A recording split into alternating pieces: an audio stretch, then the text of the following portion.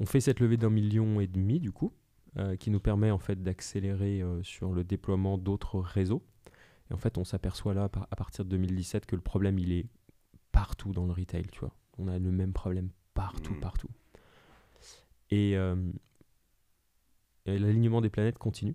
2019, où je commençais un petit peu à m'essouffler. Donc, on faisait x3 en gros sur la volumétrie tous les ans, comme ça, sans grossir mes équipes d'exécution. Donc, je suis resté en gros à une équipe de 10 personnes. Où moi j'avais un rôle assez central sur les fonctions clés de la boîte, puisque je faisais la finance, je faisais toute la partie sales, où j'allais parler au réseau. Je faisais une bonne partie de l'implémentation aussi dans les magasins. Ok, c'est-à-dire que tu y allais toi-même. J'y suis allé moi-même pendant plus de 3 ans, à rencontrer les directeurs, à faire des formations. Et tu vois, évidemment, si c'était à refaire, tu vois, j'aurais mis à l'échelle mon mode d'exécution beaucoup plus vite.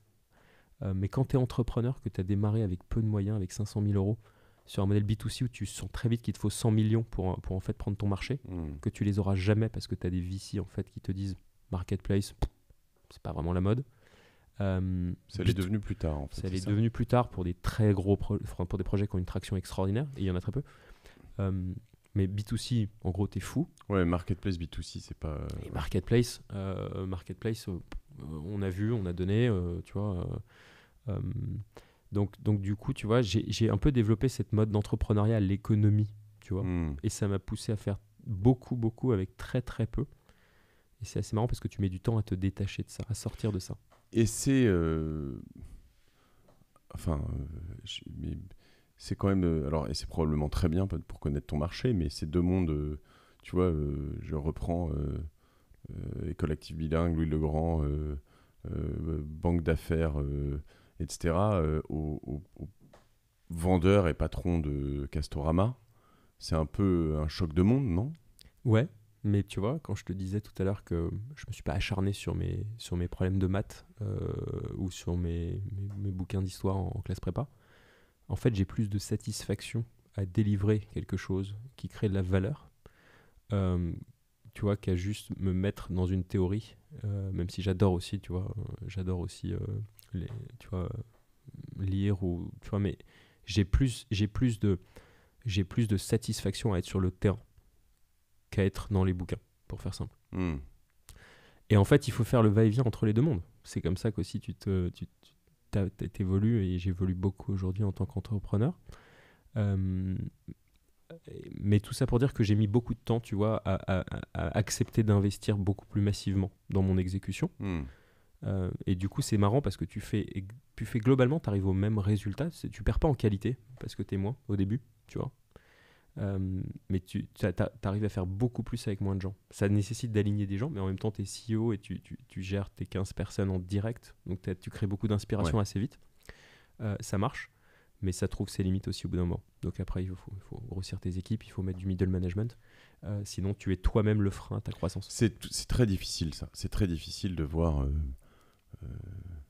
tu vois, je sais pas, moi, j'ai pu voir des boîtes comme Miro qui ont levé des centaines de millions en 2 ans. 250, je crois. Et d'autres qui ont mis plus longtemps. Mais enfin, quand tu regardes la croissance de Google, par exemple, même depuis le début, d'année en année, c'est quand même fou. Mais comment t'arrives, toi, où est-ce que tu mets le curseur entre, tu vois, passer de... Là, vous êtes combien maintenant ? On est 70. Ouais. Mais quand t'as fait la levée, vous étiez encore une vingtaine, quoi, en fait, c'est ça, non ? Quand j'ai fait ma levée d'1,5 million en 2017, on était moins de 10. Moins de 10. Et la vente ? Et la vente, on était 15. Ouais, on était 15 et tu avais pratiquement 5-6 stagiaires sur les 15 personnes. Donc j'avais aussi du turnover à gérer. Mais quand tu es à 15, t'es à 15, donc avec dont des stagiaires, éventuellement, tu gères tout le monde quasiment en direct. Hein, enfin, tu as quelques personnes qui ont leurs stagiaires, mais voilà, donc c'est aussi plus simple, quoi, sur certaines choses. Ça va moins vite. Beaucoup plus simple. C'est une étape d'entrepreneuriat qui est complètement différente de toutes ces phases de scale-up dont tu parles, Miro, Back Market, Alan, enfin toutes les boîtes qui ont très vite passé le 100e salarié. Mais tu vois, j'ai eu énormément de plaisir dans cette étape-là. Tu peux pas savoir. Genre, en fait, d'être toi-même à la barre maître de ta roadmap produit, de ta roadmap commerciale, de tu vois quel moment tu vas à l'international et Puis pourquoi. j'imagine qu'entre, tu vois, si tu parlais de SEO, SIA, design, etc., t'as appris beaucoup, quoi. Ouais. Alors, si je puis me permettre, en design, je pense que tu as encore à apprendre, mais Alors, ça... je vais y revenir sur ça. En fait, en gros, le design est clairement très très old school sur Needhelp. Je me demandais si c'était pas un truc exprès que font Le Bon Coin, Needhelp, Ouais, c'est un petit peu Bon Coin-like. Ouais. Petit peu Bon Coin-like. Mais je pense que c'est assez limite. Il y a un moment, il faut quand même passer à Alors, autre chose. figure-toi je suis en train de revoir justement la V2 en ce moment et qui va sortir. Donc, je t'enverrai. J'espérais te récupérer comme client. C'est mort. Alors, du coup, t'étais déjà dessus. Bon. Mais tu peux peut-être nous filer un coup de main quand même. J'adore apprendre des autres. Mais tu vois, tu as complètement raison. Le design, il est complètement passé. L'UX, il n'y en a pas. Mais tu vois, ce qui est marrant, c'est que tu arrives en fait malgré tout ça. Et ça qui me fait toujours rigoler, c'est qu'en fait, quand je te dis que rien n'est impossible, tu vois, tu vas avoir 10 personnes qui vont te dire, qui m'ont dit dans mon parcours, ah putain, ça si tu travailles pas ton design, t'es mort. Franchement, je serai pas client. Tu vois, en B2C, c'est vachement ça, tu vois. Et en fait, t'en fais ce que tu veux des critiques. Moi, c'est un truc qu'on m'avait dit quand j'ai démarré Needhelp. J'avais entendu ça de la bouche d'un VC qui était, je sais plus qui c'était, à une conférence, tu sais. Et je l'avais entendu dire deux choses. Tu vois, je l'avais entendu dire entreprendre, c'est bien mesurer ton envie et ton talent. En gros, il y a 1000 formes d'entrepreneuriat en fonction de ton ambition et de là où tu penses pouvoir amener ta boîte ou là où tu as envie d'amener ta boîte. Tu peux faire une boulangerie, tu peux faire, une PME, tu peux mettre l'ambition de faire back market ou Alan. Donc, c'est bien mesurer ton envie et ton talent. Et je sais plus pourquoi j'étais.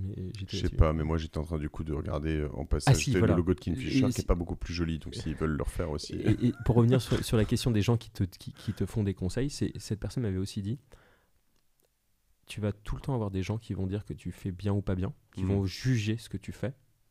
Et en fait, tu vois, l'art d'entreprendre, c'est d'en faire ce que tu veux.